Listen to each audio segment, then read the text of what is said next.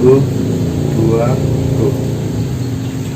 Iya Mbak, kalau tadi kan panjenengan sempat mengatakan bahwa sebenarnya asal mula manusia di Jawa ini kan tidak dari ras Mongol, tapi ya dari Jawa itu sendiri.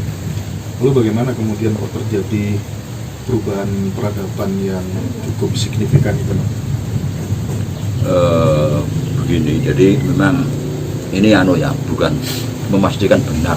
Jadi tentang ungkapan Adam dan Hawa itu dari planet lain, kalau dikaitkan dengan bukunya Arif van Daniken dan lain-lain itu. Ini kita kaitkan dengan adanya perubahan peradaban. Rupa-rupanya yang dikatakan berubah itu yang bagaimana? Yang lalu saya ungkap bahwa kiblat peradaban itu berubah, bukan teknologi yang kita kenal sekarang, tapi kiblatnya berubah. Nah, soalnya satu yang semua sudah memahami bahwa Eropa itu banyak menyimpan bukti-bukti arkeologi bangsa kita, baik itu Belanda, Inggris, Prancis, Jerman, itu banyak menyimpan artefak-artefak prasasti dari bangsa kita. Nah, ini rupanya mereka berangsur-angsur mengembalikan. Nah, ada apa? Ya, ada apa? Nah, pertama begini, selama ini kita sebut bahwa atau mereka mereka meminta kepada dunia untuk dikatakan sebagai kiblat peradaban Eropa Barat itu. Maksudnya kiblat peradaban itu contoh aja ya, sekarang para ahli apa saja lah, ilmu pengetahuan, kedokteran, fisika, kimia, apa saja itu berasal dari sana.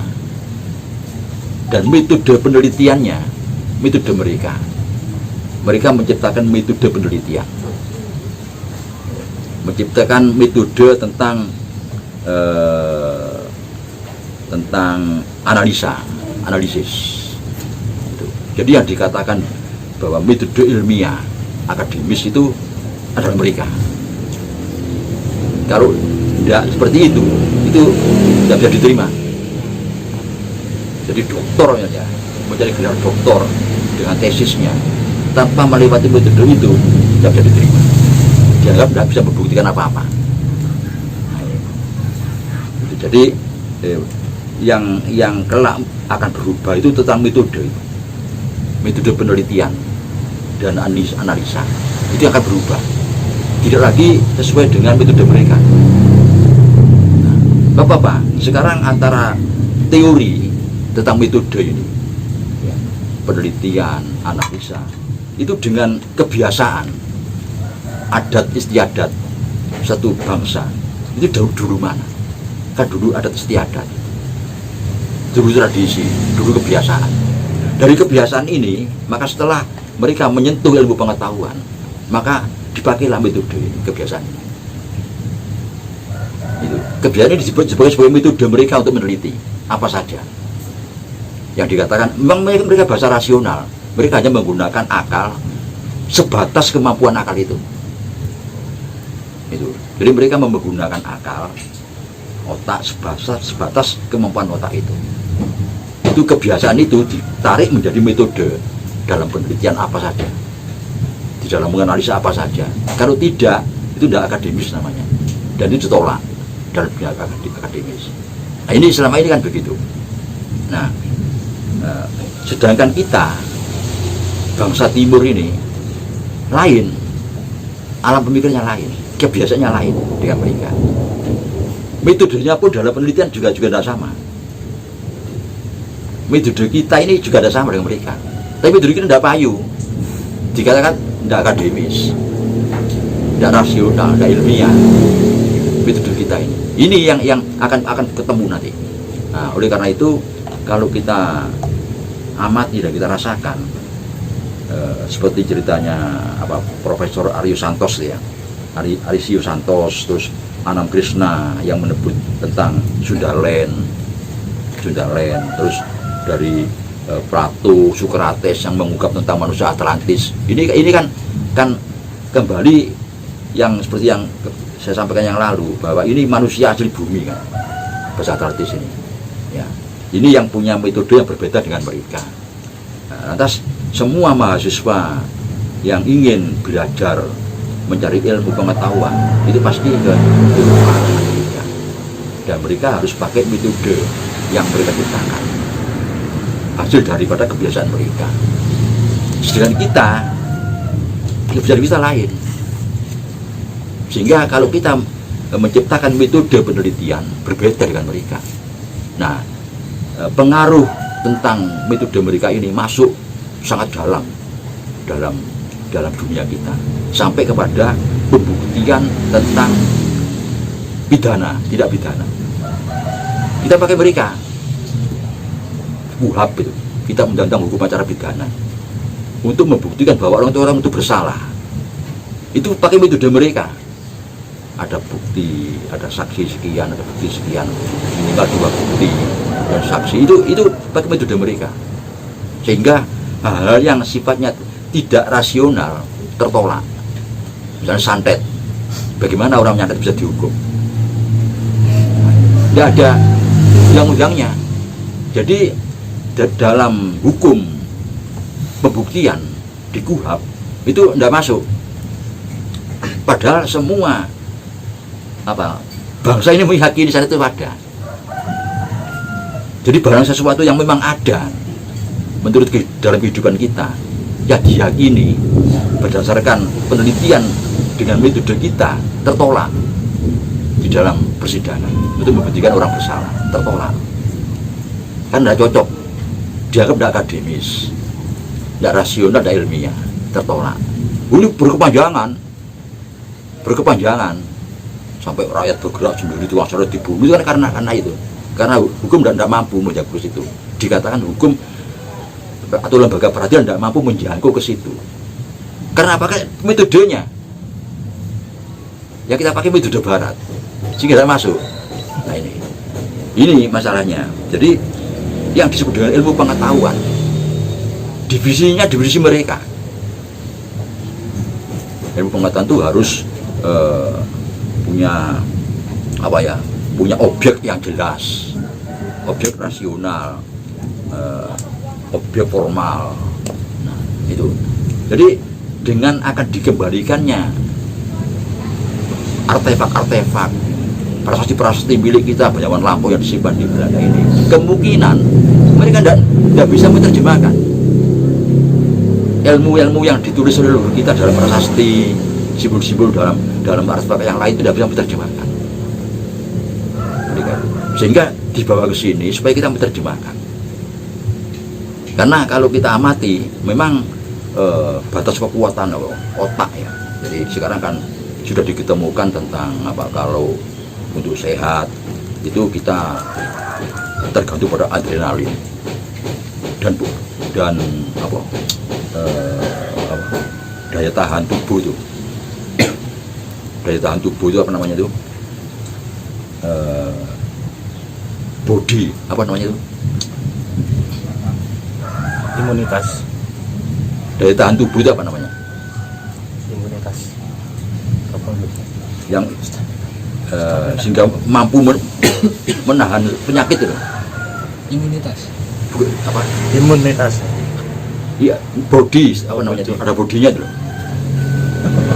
Ada bodinya itu apa namanya? Nah, jadi yang sudah diketemukan bahwa untuk kesehatan kita tergantung adrenalin kita, antibodi kita, tergantung antibodi kita. Dan sedang untuk kecerdasan tergantung pada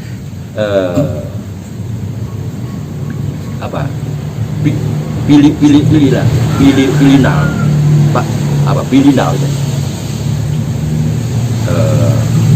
dari zat yang ada di otak kita itu zat yang di otak kita, kelenjar pilinal dari kelenjar pilinal itu tergantung itu. Nah dengan ditemukan ini mereka bingung sebetulnya. Mereka bingung. Ternyata kecerdasan manusia bisa dilipat gandakan. Kalau tahu caranya kan ini. Ternyata kecerdasan manusia bisa dilipat gandakan. Demikian dari berlipat ganda, kita jalan pintas. Nah, sehingga kita tidak mengenal teknologi seperti sekarang yang ditemukan oleh mereka. Teknologi transportasi, teknologi komunikasi, teknologi informasi, mereka kan yang menemukan. Kita kan dulu melampaui itu kemampuan kita. Nah sekarang demikian mereka sebenarnya notok, tidak bisa meneruskan teknologi ini. Nah, sedangkan mereka melihat kita, mempelajari kita secara antropologi, kita punya kemampuan untuk meneruskan itu.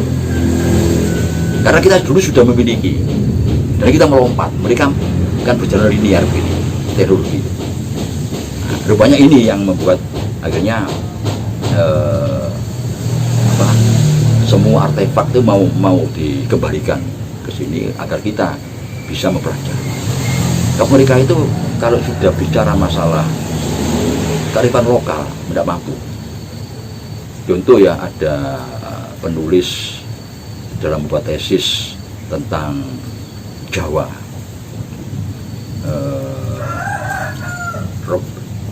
Robert Hafner namanya. Robert Hafner itu tahun 80-an bersama kawannya Smith, ya, namanya Smith. Robert Hafner dan Smith ini mempelajari tentang Jawa. Pertama dari sisi perekonomian zaman kuno sampai merdeka, dari sisi ilmu kemasyarakatannya, antropologinya dipelajari. Bagus memang, pertaniannya bagus, tapi jika demikian menginjak spiritual, mereka tidak mengerti apa-apa. Mempelajari spiritual bangsa Indonesia, orang Jawa, tidak mampu. Akhirnya ngawur. Nah, sehingga di sini mereka merasa bahwa mereka ngawur. Misalnya contohnya tentang pengorbanan manusia. Kita tidak pernah ada pengertian pengorbanan manusia. Itu ada pengertian spiritual, ya, yang bisa ditarik kepada kearifan lokal. Dan ini satu kepahaman yang luar biasa. Mereka tidak mampu situ. Nah ini yang rupanya nanti dengan kita memahami itu, kita akan menjadi kiblat para bapak.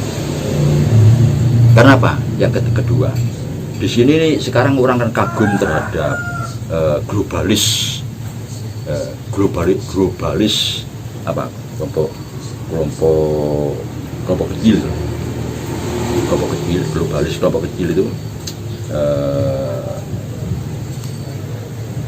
itu kan sekarang ditakuti dan dinyatakan orang-orang terkaya seperti Freemason, Illuminati itu ya, itu kan kelompok-kelompok cerdas, pandai, kaya dengan simbol mata satu. Nah, mata satu. Nah, sedangkan kita itu di dalam buku itu menyebutkan adanya wong Jawa Jawi moto siji. Itu ada Jawa Jawi moto siji. Jadi sampai mulai zaman kuno sampai zaman abad pertengahan, setelah abad pertengahan di zaman Kesultanan Mataram itu ada satu legenda yang menerangkan bahwa kelak dari kata-kata Sabdo Palon itu ya, saya akan pergi meninggalkan momongan saya dan saya kelak akan kembali kalau ada ratu tanah Jawa sing Jawa Jawi moto siji. Itu jelas. Besok aku tembali maneng. Ati dampingi ratu tanah Jawa, leono ratu Jawa sing Jawa Jawi moto siji, mata satu, simbol mata satu, simbol Freemason. Orang cerdas dan orang kaya. Nah ini ternyata itu kelenjar pineal. Kelenjar pineal. Ini yang dimaksud itu. Di mana kecerdasan bisa dilipat gandakan. Nah rupanya inilah ungkapan-ungkapan ini yang dibutuhkan oleh orang Barat untuk meneruskan peradaban. Meneruskan teknologinya ini. Kita memang lemah. Teknologi itu kelihatan seolah-olah lemah kita. Kita tertinggal teknologi transportasi, teknologi komunikasi, teknologi informasi kita lemah. Tapi sebetulnya kita sudah memiliki jauh di atas itu. Cuma hilang, tenggelam karena sekarang zamannya akal, otak menjadi menjadi Tuhan gitu ya. Demikian otak notok nggak bisa meneruskan mereka. Karena ini sudah tugas spiritual. Jawa-Jawi Moto Jiji tadi. Kalau mereka menyebut Freemason, kita menyebut Jawa-Jawi Moto Jiji. Kita punya. Jadi ini yang rupanya disebut dengan kelinjar pineal itu oleh kaum medis dari kelompok medis itu. Nah ini ternyata itulah yang mereka cari. Terus kelanjutan daripada teknologi ini, di mana kita memiliki dengan berbagai macam simbol-simbol. Bab simbol-simbol ini tidak bisa diterima loh di dalam pembuktian sejarah. Tidak bisa diterima, bukan fakta sejarah simbol-simbol itu. Sedangkan kita itu fakta sejarah. Simbol-simbol itu fakta sejarah. Ini kalau alam kita tidak seperti mereka mengatakan simbol-simbol itu bukan fakta sejarah. Nah ini yang saya maksud dengan berubah peradaban dan nanti